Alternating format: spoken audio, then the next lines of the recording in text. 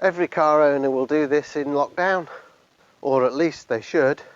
Car care in lockdown is a tricky subject, but I'm going to give you 5 tips for how to take care of your car in lockdown.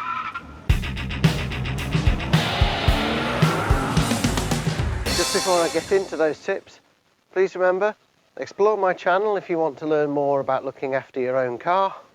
And please, stay home, stay safe, follow your local regulations.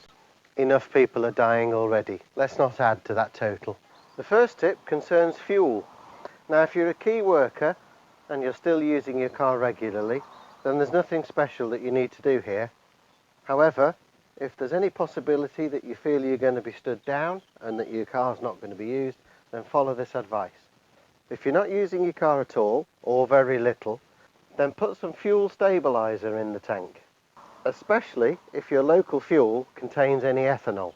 Any fuel, but especially fuel with ethanol, can go off quite quickly in as little as 30 days. When you come to restart and reuse your car, that can cause starting problems, it can cause misfires and other running issues. And the more ethanol there is in the fuel, the more likely it is you'll have problems after even such a short time. Buy whatever fuel stabiliser you can get in your locality and dose the tank according to how much is in there and following the directions on the back. Once you've dosed the tank, go for a drive. Make sure that dosed fuel has found its way through the fuel filter, the fuel pump and the injection rail or carburetors, and then you can park up. Most fuel stabilisers will protect for at least a year. Number 2 concerns your last drive before parking up. When you're about to park up and leave your car for a few days, or for more than a few days, make sure you go for a reasonable drive, at least 5 miles. Make sure the car gets nice and warm all the way through, including the exhaust system. Give that a chance to get warm. And park your car up straight after that journey so that it's warm. The exhaust will dry out, etc. And try hard not to use your car for short journeys. Try and walk instead, or maybe cycle. Use that opportunity to get your daily allowance of exercise. Here in the UK we're allowed out once per day to exercise. I'm not going to go into the litany of problems that short journeys can bring for a car. Not here, it will make this video far too long, but I will try to find you some reliable links which I'll put in the description that you can go to get more information if you so desire. Tip 3, oil change. If your car's due an oil change within the next 1500 miles or so, maybe 2000 miles, don't skip it. Get it done early. If you're going to do it yourself, then I've got plenty of videos on my channel about how to do oil changes, so there's plenty of tips and tricks in there for you. If you're going to use a garage, well, certainly here in the UK, most garages are still operating and are still open. So get the oil change done. Far better that when your car's not being used for an extended period, that your sump is full of nice, clean, fresh oil rather than dirty oil. And that's especially true if you are forced to do short journeys.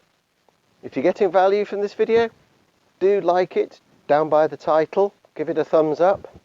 Tell me in the comments how you're getting on with these suggestions, and also add any comments you've got for suggestions of your own, and ask questions too. It's all good knowledge that adds to the collective. Whilst I've been filming this, I've just heard the news that the lockdown has been lifted in the city of Wuhan in China. What that shows for the rest of us, of course, is that what we're doing now, having this lockdown, is the right thing to do, and that we can defeat this virus. So please, stay home, stay safe. Now to the battery. All cars, when they're locked up and switched off, use a small amount of power from the battery all the time to power things like alarms and to keep ECUs in their sleep mode. It's a very low amount of power, probably less than 25 milliamps, but nevertheless, it's constant. A good new battery that's fully charged under those conditions is probably good for a couple of months, 6 to 8 weeks for sure, and it'll still restart your car. But if the battery is aged or in any way significantly discharged, then it may not last anywhere near as long as that. And also on a car that's got perhaps 50, 60, 70,000 miles and up, you may well not have an alternator that's keeping the battery fully topped off. It may only be keeping it partially topped off, which might be absolutely fine for everyday use, possibly won't be fine when the car's sat doing nothing. As a consequence of that, any car that's going to be left unused for any length of time, connect the battery to a charger at least once a week to top it off. If you've got one, or you can get one, you could use an intelligent charger maintainer and leave it connected to the battery full time, or just buy a cheap plug-in battery maintainer and leave that connected full time. These intelligent chargers will typically trickle charge the battery at 500-600 milliamps. That's about half an amp. These little plug-in devices are usually good for 300 milliamps. That doesn't sound like much, but it is sufficient to keep your battery topped off and to prevent it from draining flat over a period. If you don't have access to a mains supply whilst you're parked up, then of course you could get a solar charger, leave on your dashboard or on your rear parcel shelf, wherever you think it might get the most sun.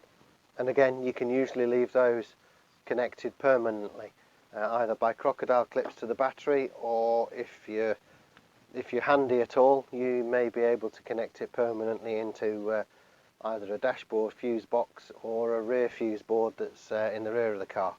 There are numerous solutions available. I'll put some links in the description to help you out and get you started. Some with UK only delivery, some with worldwide delivery. But the important thing is to take action to prevent a problem later on. A charger like this cost me £20. One of these, not much more than a tenner. That's an awful lot cheaper than a brand new battery. This Bosch S5 cost me £125. But also, don't become a statistic. I've been going out and doing some shopping, obviously. We're just about 3 weeks into our lockdown here. And already in supermarket car parks, on the few occasions I've seen people who've needed a jump start. So don't be a statistic and be prepared. It might even be worth your while keeping a set of jump leads in the car. You may not need them for yourself, but you might be able to help somebody else out. Now on to tyres. If tyres are left at their normal running inflation pressure when the car is stood for a long time and doesn't move, then tyres can deteriorate more rapidly than normal. If they've got the sun on them, they will deteriorate due to UV and you can get sidewall splitting, and they can flat spot at the bottom where they're stood constantly, which can cause vibration and other problems when you eventually get going again. Both these conditions are dangerous and can lead to blowouts, so it's a good idea to guard against these issues. So for the benefit of your tyres, do these 3 things. After you've parked up, increase the tyre pressure to around 50 psi. That will help to prevent flat spotting. Of course, when you do go out in your car again, don't forget to let the tyre back down to normal pressure. If you are able to park your car on the flat, second thing, once every 3 or 4 days, see if you can move your car backwards and forwards a little bit by pushing it. Just get that flat area at the bottom there away from the bottom of the tyre. You only have to move the car enough to turn the wheel a quarter of a turn or slightly less. And thirdly, if your tyres are likely to get any direct sunlight for any significant portion of the day, cover your tyres with something. I'm using an old jacket here, an old gardening jacket, but I'll link you to some fairly inexpensive tyre covers that are made specially for the job and have got a reflective surface. That'll keep the UV off the tyres. It'll also have the side benefit of protecting your discs and stopping them from getting wet all the time whenever it might rain, and therefore rusting. It'll also help to stop the pads sticking to the discs, making it easier to drive off the first time you need to. Particularly beneficial for the handbrake. If you've been getting value from this video, please make sure to give it a thumbs up down by the title. Add any comments you've got down below, and please stay home, stay safe. Let's defeat this thing together. If this is the first time at my channel, consider subscribing, and I'll see you next time.